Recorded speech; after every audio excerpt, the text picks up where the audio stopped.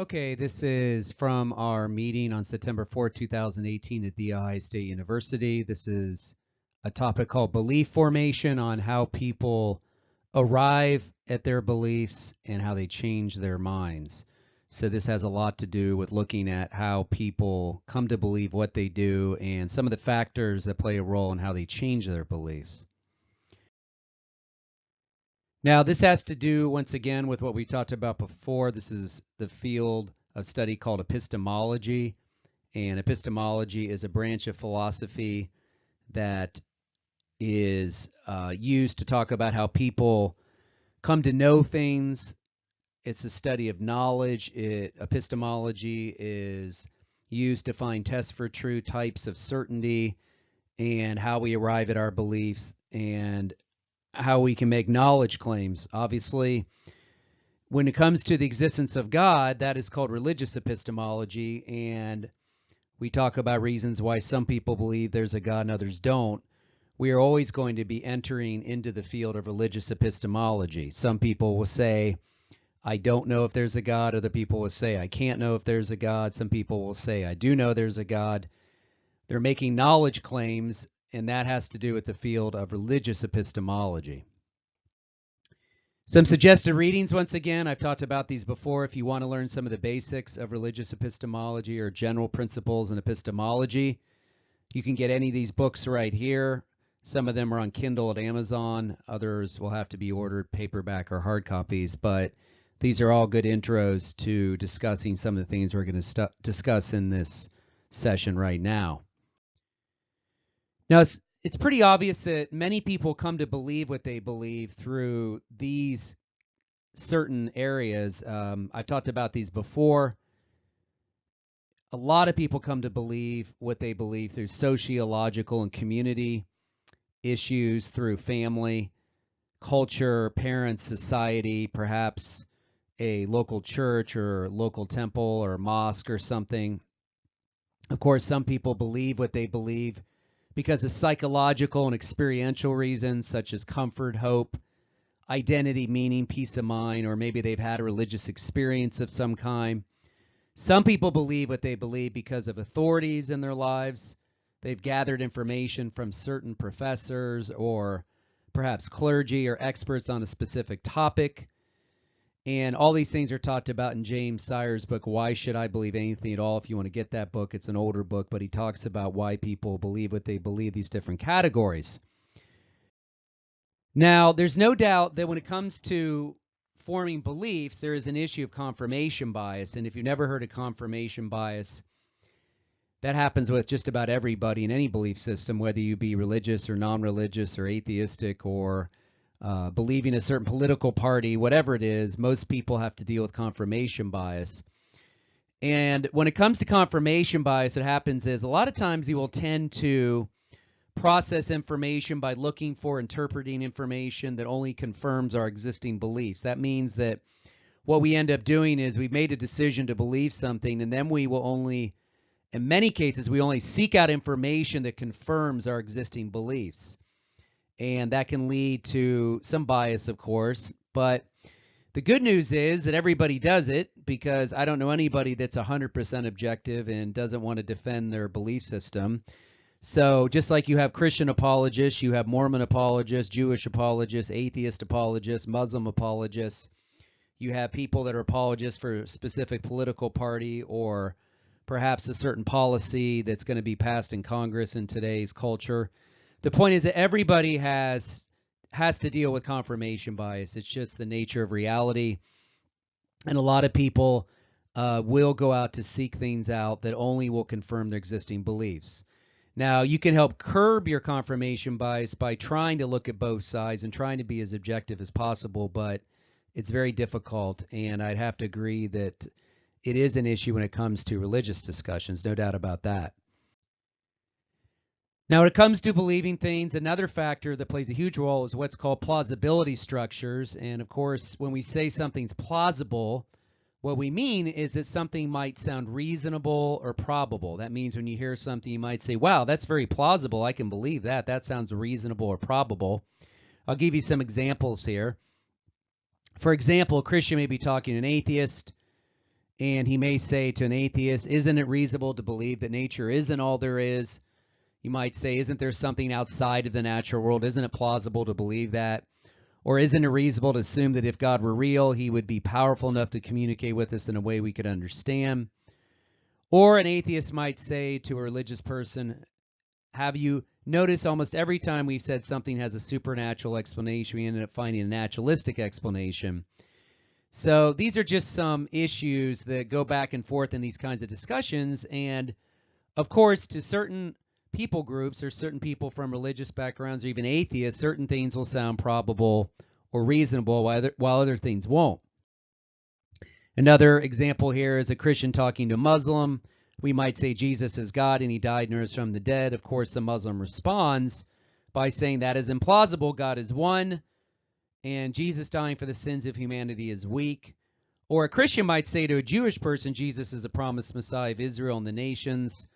And a Jewish person responds, but Jesus didn't bring peace to the world. The proof is in the condition of the world. So these are just some different kinds of plausibility structures that are out there in these kinds of discussions. Happens all the time. And in some cases, take an atheist, for example, they won't even find these beliefs as plausible. I'm putting up the red flag here, meaning that means they're red flags to the atheist in their minds. They're definitely not going to go forward with believing these things in most cases.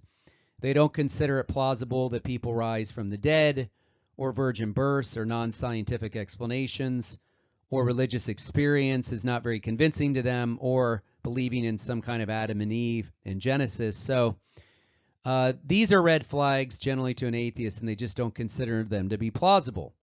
Whereas a Christian or a biblical theist will find these beliefs to be plausible. I put a green flag up there, meaning they're a go, that they will go forward with these beliefs. Things such as God creating the universe and the world, or virgin births, or Jesus rising from the dead, or religious experience, or God giving meaning and purpose. These are all things that are plausible for the Christian. Now, one thing that should play a role in forming our plausibility structure is the role of facts, evidence, and data. And of course, this takes this is playing into more of a philosophical approach, meaning that when we come to believe things, hopefully we have thought about the role of facts, evidence, and data, because something should be worth believing in if it is rational, supported by evidence, and there's good reasons for explaining all the gathered data.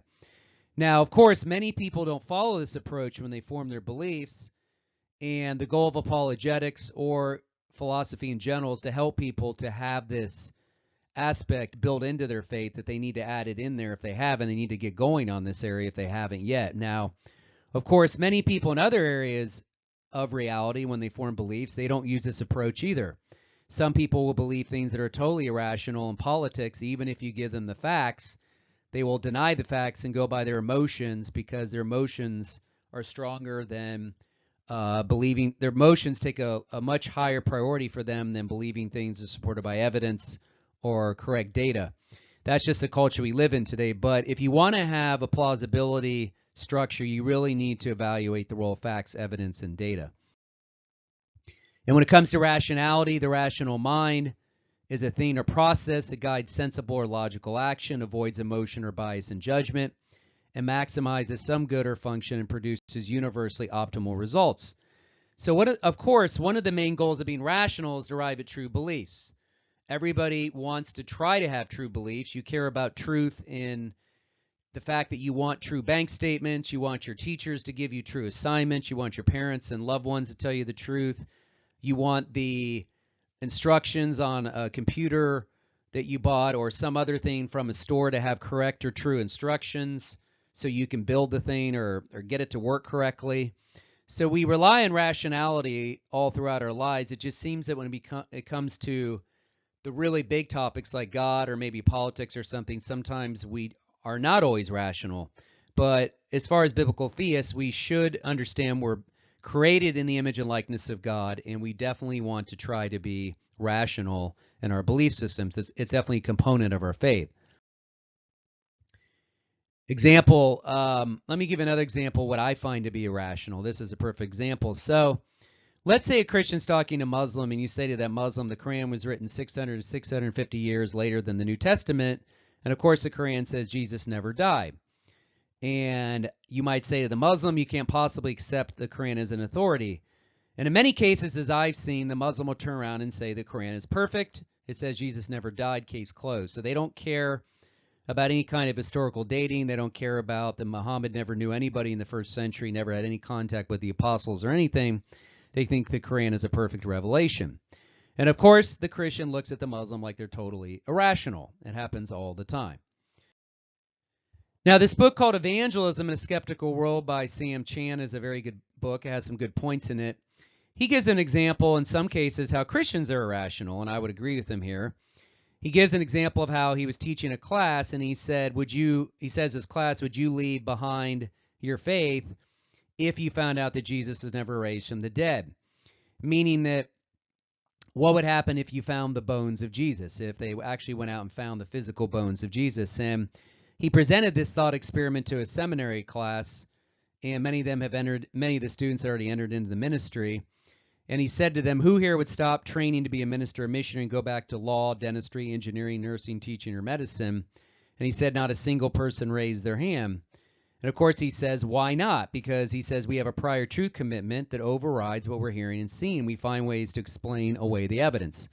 Now, many people are guilty of this in many religions, and of course atheists are guilty of this as well, and people in politics are guilty of this. So that's going back to this issue of confirmation bias and how we try to deal with that. Another book, interestingly enough, called The Righteous Mind, the author says that people often shape the data they receive to fit a preconceived worldview. The author here thinks people's emotions dictate the outcome. He says only the rational mind plays a secondary role. So he says emotions come first and rationality comes second.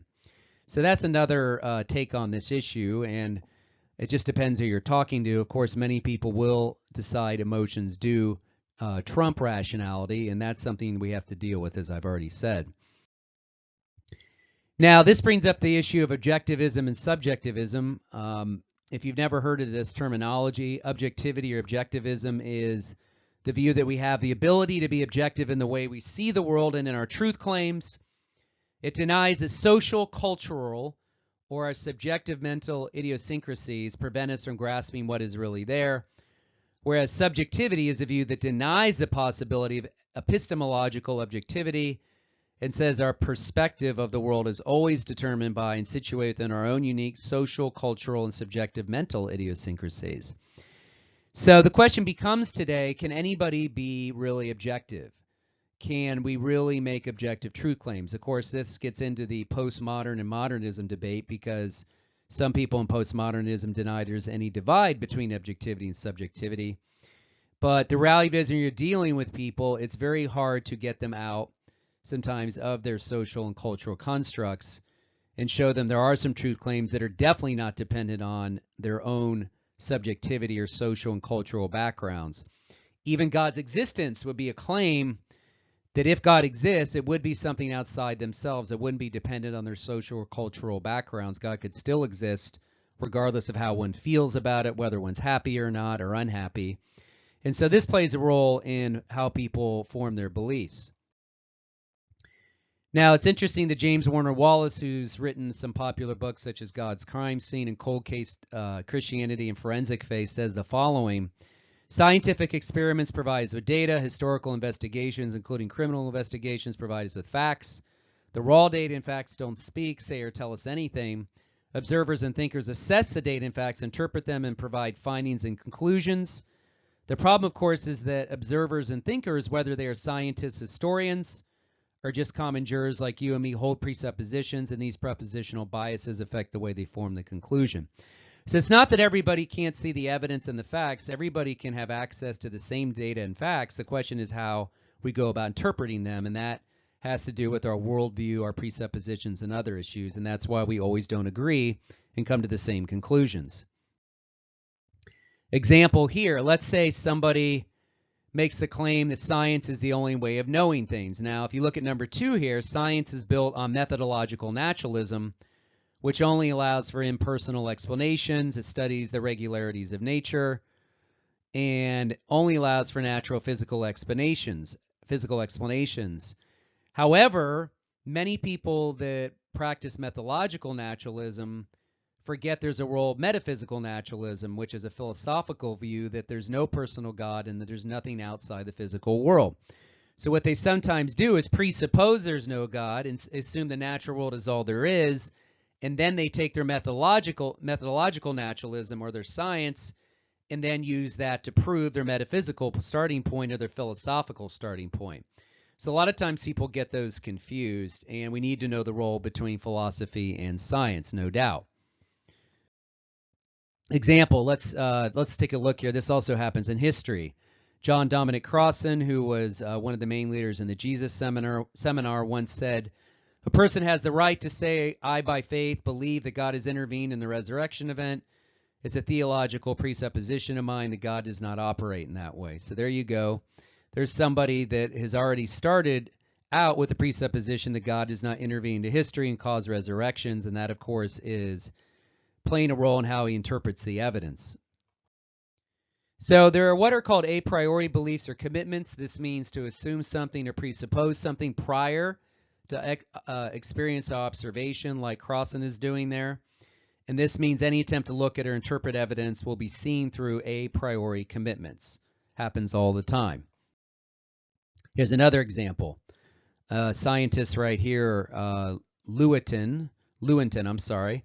He says here in his article, his review of Carl Sagan's book, Billions and Billions of Demons, he says here, "We take the side of science in spite of the patent absurdity of some of its constructs, in spite of the failure to fulfill many of its extravagant promises of health and life, in spite of the tolerance of the scientific community for its unsubstantiated just-so stories, because we have an a priori commitment, a commitment to materialism.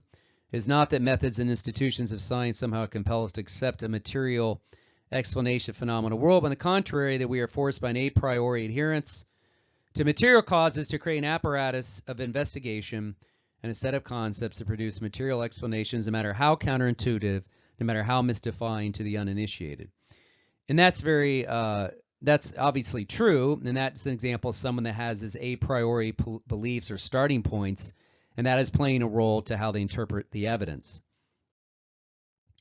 Now, we also need to realize all of us have an issue of cognitive dissonance.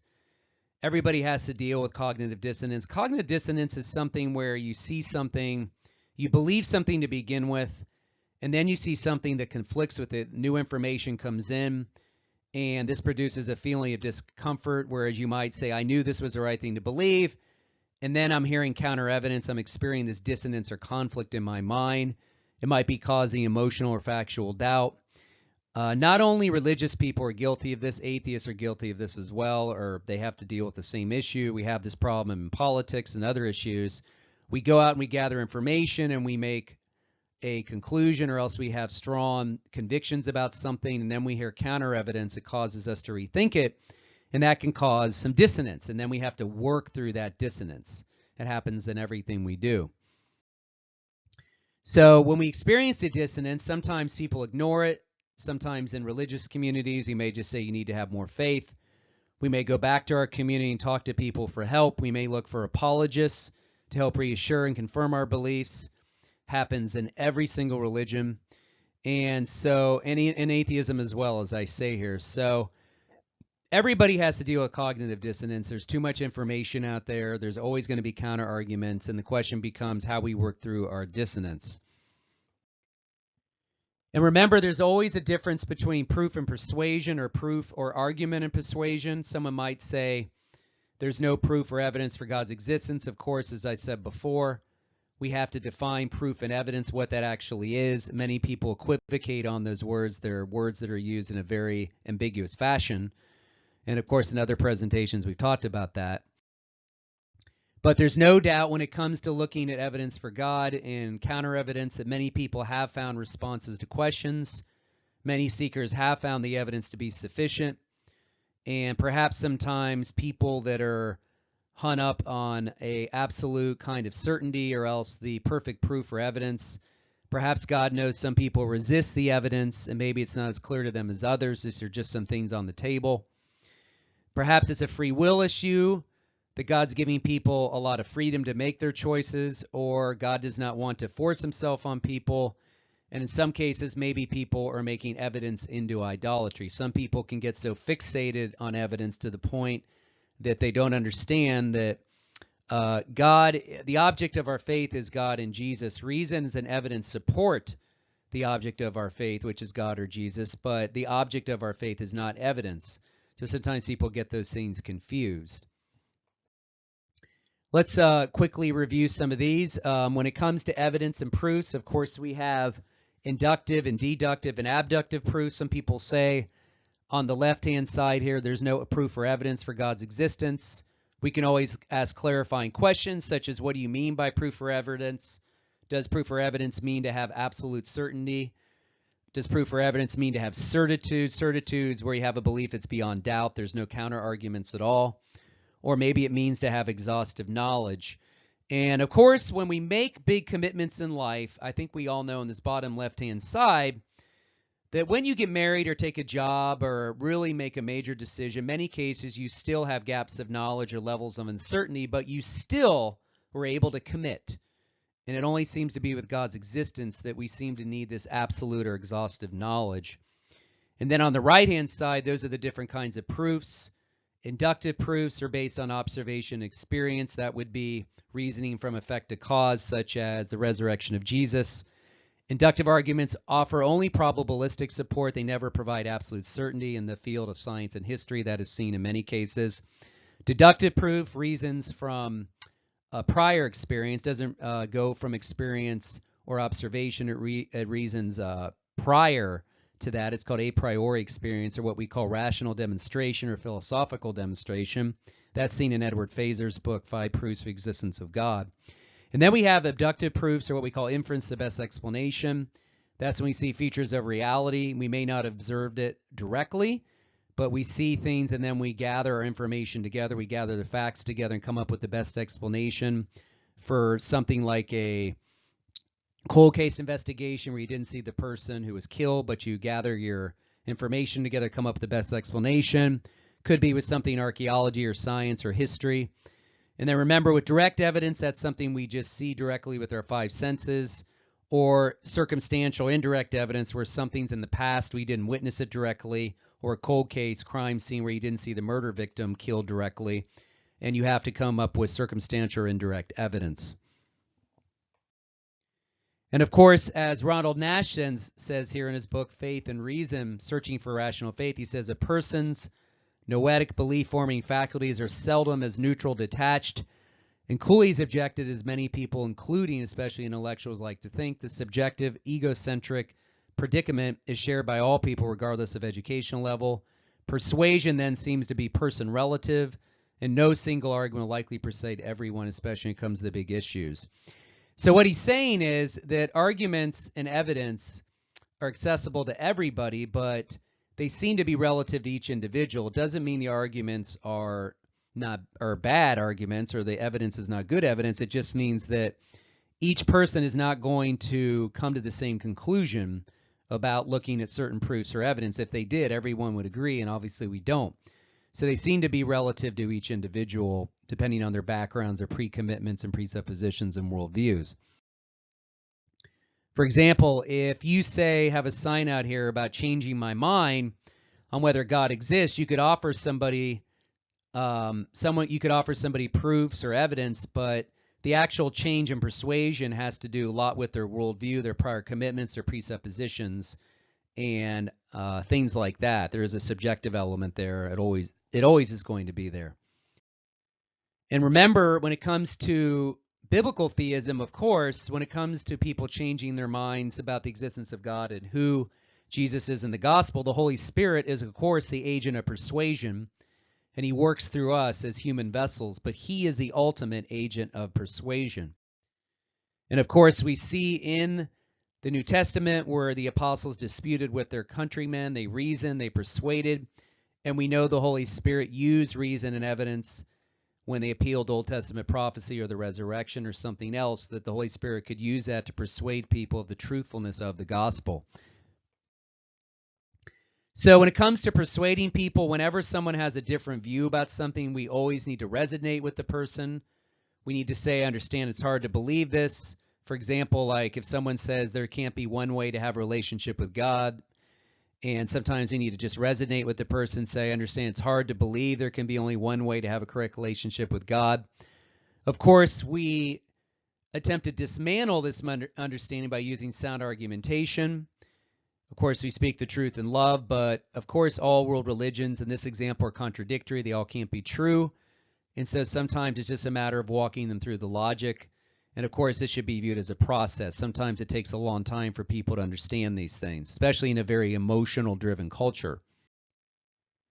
And then what about the will? Well, the will is always going to play a role in belief formation because faith, of course, includes knowledge and understanding of facts. For example, my doctor may tell me it's a fact that exercise is really good for me, but I might just tell my doctor I don't care. I mean, the facts are the facts, but I'm going to do what I want to do. And I'm not going to exercise my will to do what the doctor says. I'm going to do the opposite with my will and go in the opposite direction, not accept the facts. And then, of course, it comes to faith number 2. There's also assent, where I grant such claims as true. So as I just said, for example, I acknowledge the fact that exercise is really good for me. And someone likewise could say they acknowledge that Jesus really is the Son of God. But number 3 is the most important issue because we also, when it comes to believing things, we have to exercise our will or trust. Like I would have to trust the doctor's and authority in what he's saying to me, and I would have to accept these truth claims. So I might say, yes, I believe what you're saying is true. I accept your authority. I'm going to commit myself to exercise. The same way we have to trust the authority of the Bible, which is an apologetic issue, and we may have to trust the authority of the messenger who's giving us the information of the gospel. So one way or the other, our will is involved in belief formation. There's no doubt about it. For example, when God gave miracles in the Bible, some people think they need a sign today from God that'll change their minds, but we know that miracles in the Bible were done to provide knowledge of God, to bring God glory. And then, of course, they were given to change the will. They were given only to people who had the correct disposition to exercise their will and trust in God. They weren't given for entertainment. So some people say they need a sign, but at the end of the day, they really don't want to exercise their will at all. They don't want to change at all. Now, let's look at several truth claims here, and let's see which can be verified by strict empiricism using the 5 senses and the scientific method, or which can be used or verified with trust, testimony, personal experience. For example, 2 + 2 = 4. Washington is a capital of USA. Salt is a compound of sodium and chlorine. The MRI scans show the cartilage in my knee is worn away. I live in Sydney, Australia. I went to elementary school in Australia. I have a cousin named John. I know where you can find a good coffee shop in Vancouver, Canada. I cook a good pancake, or I love my wife. Just ask yourself which one of these claims can be verified empirically by scientific method, or which of them can be known through trust, testimony, or personal experience. You obviously can make your list there and do your own exercise. And this leads to what we call also properly basic beliefs. This was the work of Alvin Plantinga. He said there's some things we believe that are not based on any other beliefs or not inferred from any other beliefs. We just know them directly. For example, our senses are generally reliable. We trust our memory. We trust the testimony of others. And he says, why can't people have a direct belief or a properly basic belief in God? Perhaps they know God automatically. It's not inferred from anything else. Perhaps they look at creation and say there's a God. They just know it intuitively. Or else they might have religious experience where they know God directly. And these are some of the things he got into in his book, Knowledge and Christian Belief. I'm not here to totally endorse that book. I'm just giving you someone out there who's done some work on belief formation. And he kind of said that we do not always have to have this hyper strict evidential requirement for belief in God, because some people only know God directly, or they might have that through intuition or something.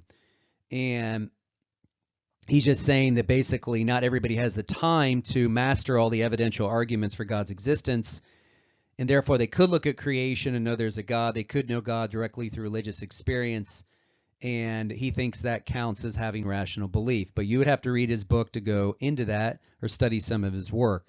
So that's another area of religious epistemology.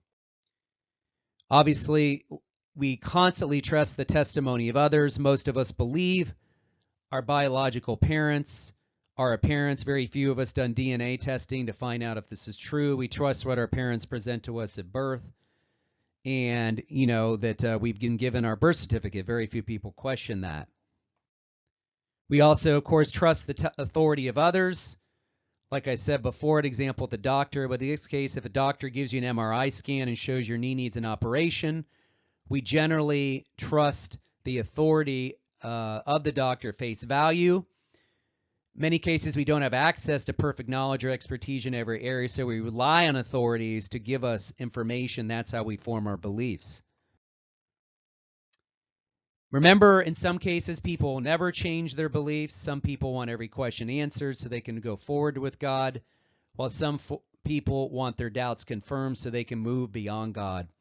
And as I said before, we make commitments without perfect or exhaustive knowledge. We always might have some uncertainty or gaps of knowledge when we go to make major commitments in life. And for some reason with the God question, many people assume they have to have every question answered before they commit. And of course, that has to do with their autonomy, because there is an issue of their freedom, and they assume that God is going to challenge their autonomy. So how do people change their beliefs? In many cases, they may find new information. They may have originally developed their beliefs with community or sociological factors, but as time went on, they did their own research and discovered new evidence they hadn't seen before. They work through their cognitive dissonance issues. This happens in religious groups. It also happens in atheists. They sometimes change their beliefs as well. It goes on both sides.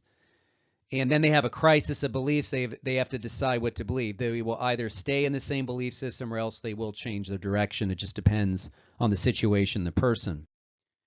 And of course, we talked before about the limitations in apologetics and barrier to beliefs. People, of course, have emotional barriers to believing in God.